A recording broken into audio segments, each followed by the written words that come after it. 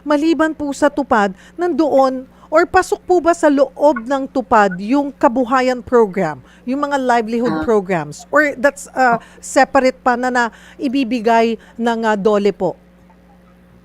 kung titingnan po namin, under po sila sa isang programa, yung dalawa po na ito, yung TUPAD tsaka yung DILP o Kabuhayan Program. Ang tawag po namin talaga doon yung DOL, Integrated Livelihood and Livelihood. Emergency Program. So yung DILIP po Mm. ito. So pasok po silang pareho doon. So minsan po, nahihiwala yung TUPAD, meron din po yung kabuhayan. Pero bridge, isa pong pamamaraan ng pag-bridge po yung TUPAD para magkaroon na rin po ng kabuhayan eventually. Para hindi naman laging tupad lang yung nagiging trabaho o Mhm. ginagawa ng mga disadvantaged workers. So, ibig sabihin po, sa ngayon po doon sa tupad namin, na ipapasok din po namin yung mga training component para maihanda po sila pag kailangan po nila ng hanap buhay. So, Mhm. naililink na rin po namin ito. Pero minsan po, separate din po yung aming kabuhayan kasi kung example po, meron na talaga silang naiisip na kabuhayang pagsisimulan o meron din pong silang existing na kabuhayan na kailangan lamang po ng enhancement, natutulungan din po yun ng Department of Labor Employment. Kasi meron po kami tinatawag sa kabuhayan namin formation,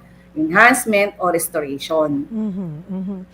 Klaruhin lamang po natin, Director Leilani, kasi ang Opo. pinag-uusapan natin kanina, yung mga naapektuhan ng bagyo, naapektuhan Opo. ng lindol, sa mga areas na nang pumutok ang bulkan na malapit po sa kanila. Baka po isipin kasi ng mga kababayan natin, para lang ba ito sa nakaranas ng kalamidad? Hindi po, hindi ba? Hindi po, O hindi yun, po. sige nga Hindi po. po siya sa mga nakaraansan ng kalamidad.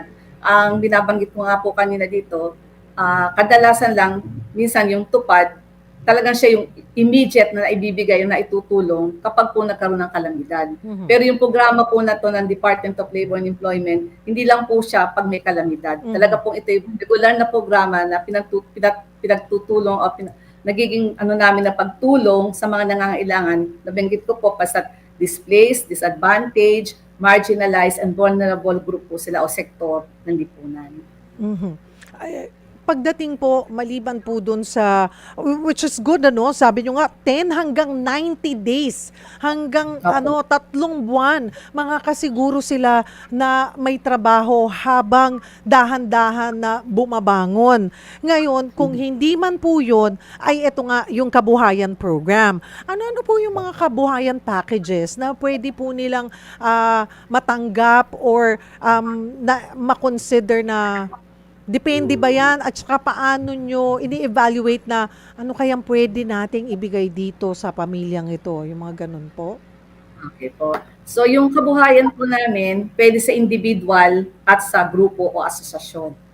So Mm. pagdating po sa individual, ah, nagkakahalaga po ng 50,000. Yun po yung maximum na naibibigay naming tulong.